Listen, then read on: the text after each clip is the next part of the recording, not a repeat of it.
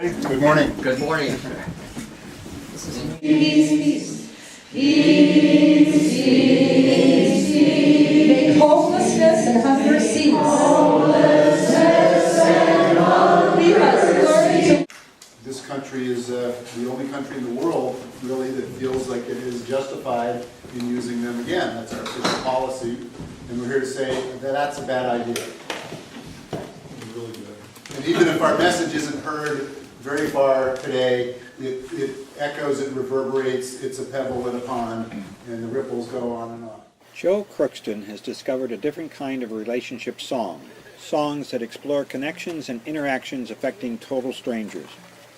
Abel, Baker, Charlie, and Dog is his version, in song, of a story his grandfather told him at age 96 about his experience in a Navy construction battalion on Tinian Island in the South Pacific during World War II. The song opens in 1944 with his grandfather leaving behind Joe's grandmother, Virginia, and their young year-old baby daughter, Joanne, who would become Joe's mother and teach him how to play guitar on her D-18 Martin.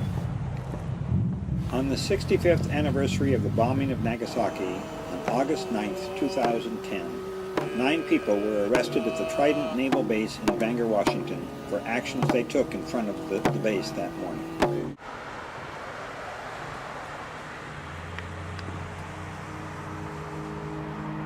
My baby girl was born in 1943, the year before the Navy shipped me out and overseas. So I held her and kissed her, and I said my goodbyes, leaving Virginia, 1,000 other guys, leaving Virginia. In the South Pacific, beneath the blistering sun, on Tinian Island, there was work to be done. 4,000 Navy Seabees on the ground, crushing up coral, packing it down, crushing and packing it down.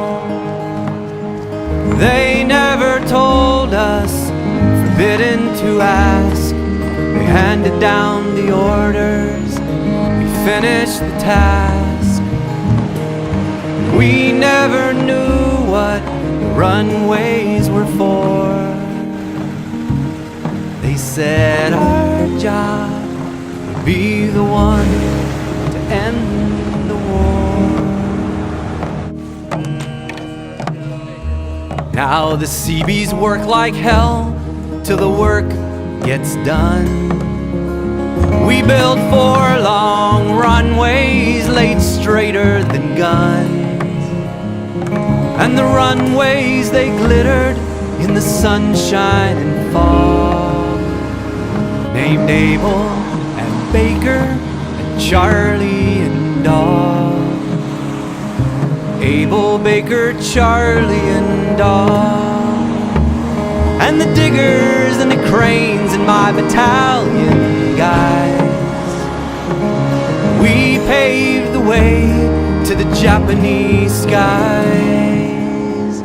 8,500 feet made of coral and clay. We built them all in just 53 days. We built them in 53 days. They never told us, forbidden to ask. They handed down the orders, we finished the task. We never knew what the runways were for. They said our job would be the one to end the war.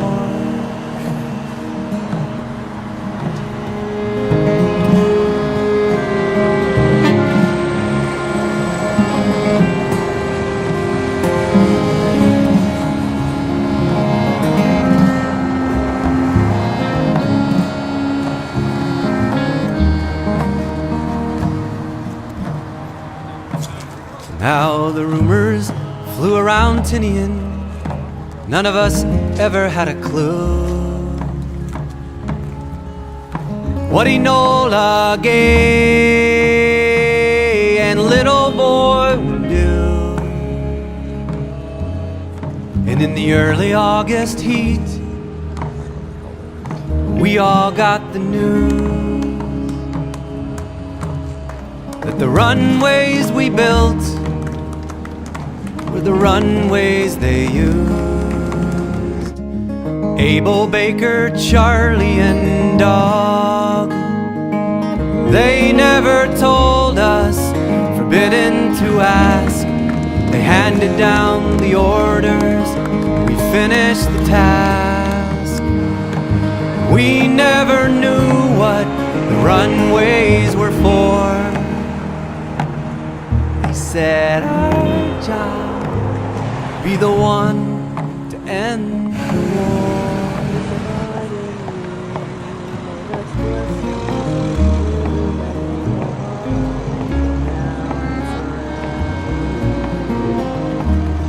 Joe's grandfather, Joe Knapp, was forbidden to ask where the runways the Seabees built in 1945 were leading.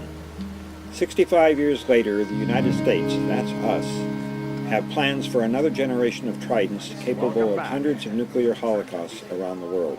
When will this insanity end? Thank you, thank you, thank you. Wow.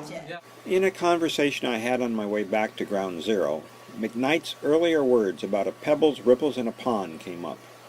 We talked about building bridges. Given the noxious divide we are experiencing in America today, we certainly could use more bridges between people on opposite sides of the fences we have built. These bridges usually start with a small connection. My companion suggested just a thread to start with, which could then support a stronger cord, then a rope, until there is a structure that can support even more tension with synergy. Witnessing the efforts of ordinary people that morning, I saw bridges being built, a palpable network in the making. Let us cut the bonds that forbid us to ask, and let us find threads that produce bridges of hope and cling dearly to them when we succeed.